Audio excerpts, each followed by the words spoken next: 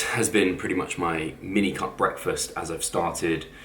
This is now Friday, so I started on Monday, and I basically have a protein shake. So you saw that, and that's a new protein that I'm trying, which I will talk more about at some point. It's a Spanish company, which is actually like evidence-based, very similar to De Novo in many ways, and yeah, I've been talking to them a little bit, but it's called Black Cookies, so I'm interested to try that. I only had 115 mils of milk left, so I made up the difference with water, but anyway, water just never tastes as good.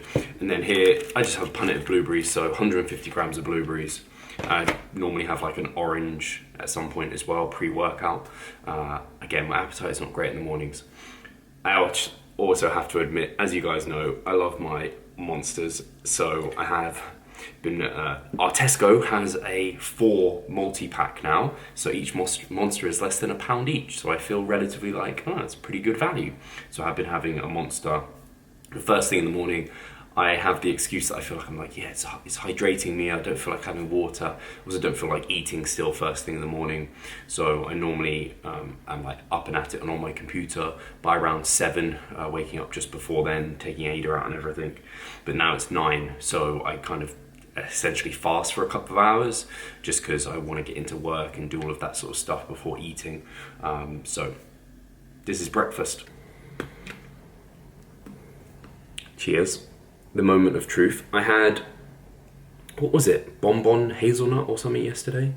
They have funny names because it's a Spanish company and they want to expand into the UK. Anyway, so this is Black Cookies, basically cookies and cream or like Oreo. And from just tasting a little bit then, it was good.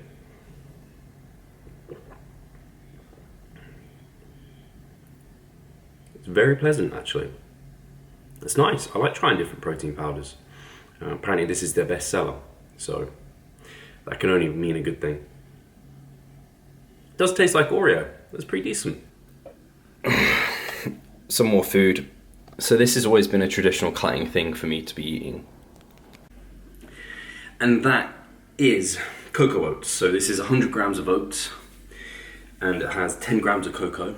And I put 500 mils of water and I just cook it for like 5 minutes and then it comes out real thick. I normally let it cool down and then I normally have like either Splenda, but I ran out of Splenda, or just some sort of like low calorie sweetener that I just like coat it on top. So I've got options here, 5 grams of options.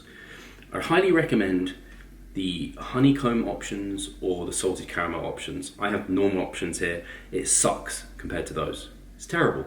It's not sweet at all compared to the other ones. This is quite filling and I keep ending up eating this quite late. I finished my workout, it's now 1:40. I finished my workout at about 12 and I had a protein shake and I had 2 clementines, and then I was on an IG live, maybe you caught it, it was on Friday. What day is it today? Friday the 23rd with Astrid on, I've forgotten her profile name, but that's what I just did. So now I'm eating this cold with this on top, and then I'll probably take Ada out for a little bit and be really bloated with this because this is 100 grams of oats is super filling, man. So I'm actually keeping up a relatively high step count despite not training twice per day, so I'm not having my 2 or like 4 walk back and forth, or 2 walk back and forth, but 4 total paces there, I guess, because now I still do this walk with Ada, which is during the day, but previously I chopped out the evening walk me and Charlotte would do, which is like 45 minutes, because when I was massing and training twice a day and getting all those steps, could really do without that. So now I go on that walk, so my step count is actually equal, if not a little bit higher, I think, than what it was when I was training twice a day.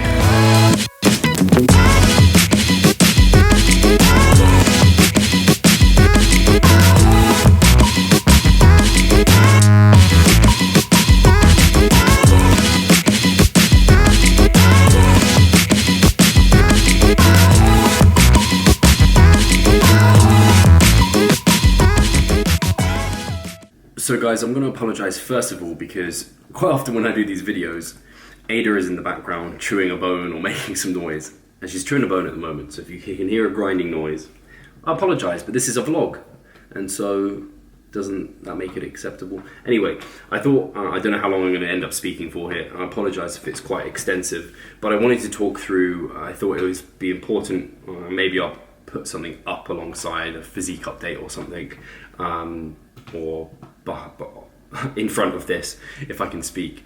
Talking through why I am mini cutting now. So you may look at my physique, and yeah, I'll put it up.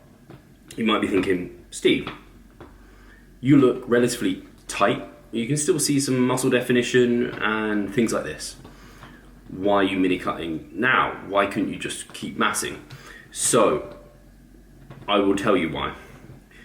And you'd be fine to ask, but also I would just say in general, if someone you follow, actually it's really good to ask kind of why, because if you're thinking something different, you might be able to learn something new from that person or get a greater understanding. But know that the decision I'm making is a well thought out one. Very rarely will I make ill-informed decisions. I will always have an answer. I say that to my clients, like if they're doing something, like I need to have an answer. I'm not just doing stuff, just random shit for the sake of it. So yeah, so why mini cutting? So when do we ever take a mini cut? A mini cut is basically to extend a massing phase.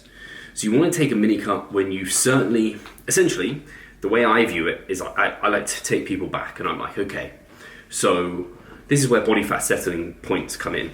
And I don't need to know your body fat exactly, but maybe you've just finished an extended cut and you've taken yourself down to a pretty lean level. Maybe this level is the lower end of your settling range of body fat where you feel good, healthy, and productive. For me, that's about 180 pounds, and that's where I finished my last cut. Now, it's a case of where do we want to be during a mass phase? We want to be in a body fat and in a position where performance is sky high. And so I think if you're within your body fat settling range, where hormones are in a good place, sleep is in a good place, you're training, you're feeling good in the gym, and you can recover from lots. I think as long as you're ticking all those boxes, then you're in a solid place to keep massing and be in a massing phase. So you basically want to train within this body fat settling range. If you get too high, you're not going to feel too good. Performance is probably going to come down, and plus you're getting far away from stage weight if you're a competitor, or far away from a condition that you like. Then at the lower end, you don't want to go lower than that, because now testosterone's going to be in a poor place, you're not going to be sleeping well, you're going to have food focus, you're not going to be able to give everything to your training. So you want to stay within this range. So I think most people don't get that lean. They don't get as lean as to their lower end settling range. Most people just don't. And you might not know where that is exactly. For me, that's like if I start getting clear muscle separation and a bit of striation through the chest, but not striated triceps, for sure not striated triceps, not really very well striated glutes, still kind of a bit soft in the lower back and areas like that. That's when I know, and my legs aren't fully kind of just all the conditions through on the legs. Once I've gone into that zone, that is, my friends, very close to contest condition, and that is sub 10%, no doubt about it.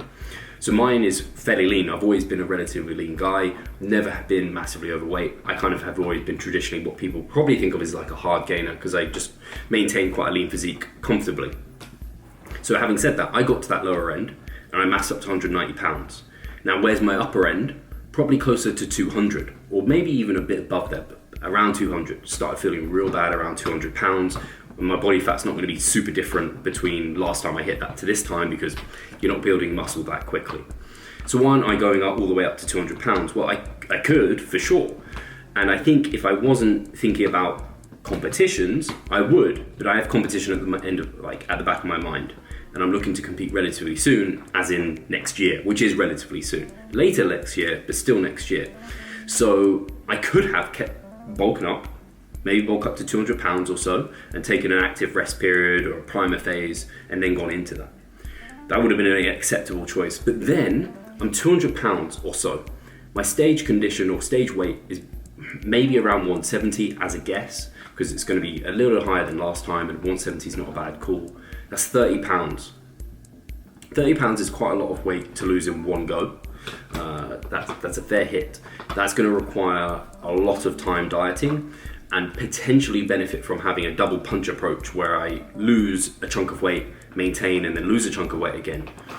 Now, that's a long time dieting, and I'm not sure that's the most efficient route, that I could have go down. So rather, I'm taking this mini cut to buy myself a bit more massing time, so I don't get up to 200 pounds, but I maybe go a little bit over 190. So maybe I've only got 20 pounds to lose before stepping on stage. So I'm actually in a relatively good nick for starting contest prep. I think some people end up getting kind of peak mass and then starting contest prep, and they try and diet, and it's a lot. They either need to, one, diet too aggressively because they've got so much weight to lose and they can't diet for that long, or they have a really long diet and they start seeing diet inefficiencies. We know the longer we diet, the more maladaptations that we see come in, the more weight you have to lose. So rather than me starting at 200 or plus pounds a contest prep, doing a double punch diet or a really long diet, I prefer doing a little bit of a cleanup to keep massing.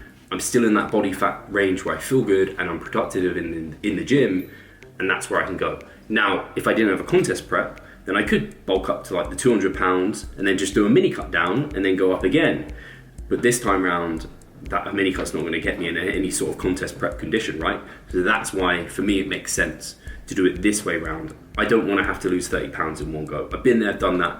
It's not the best thing for me. I'm better off with a shorter prep. So being 190 pounds, a little bit more conditioned, or a little bit above 190 pounds, we'll see where we are and going from there. So that's why I'm mini cutting now. And I'm still in a fine position to do it. It's just one of those where if you're thinking long term, like, do you need to mini cut now? I don't need to, but it's the right choice to make in the given context and situation. And what's the downside to me mini cutting now?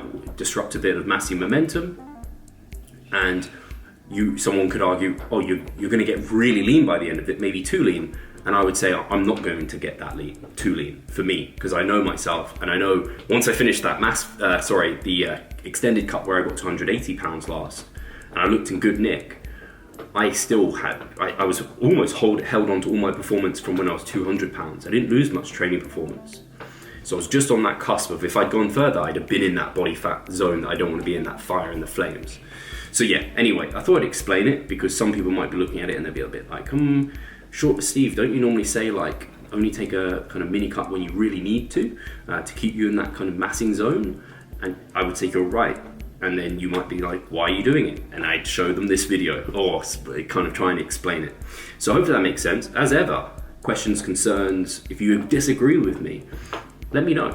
It's always good. Like I said to someone who questioned it on my Instagram post, I said, maybe I'll be wrong, but I think this is the right call. So given everything that I've just said there. So yeah, guys, probably this is going to be the end of this mini cut initial vlog. Let me know what you want to see during this mini cut, because it's going to be over very quickly. And yeah, I'll probably get frequent physique updates just because it'll be interesting, because I will be losing weight relatively aggressively. And yeah, let me know if there's anything specifically you want to see during it. Maybe a full day of eating. I've shown you a few bits that I've been eating, but nothing major has changed. And as always, thank you for staying tuned. Thank you for watching these. Any feedback is highly appreciated. Do subscribe to the channel as always. Do like this video and give me a comment or whatever. And I'll catch you in the next one.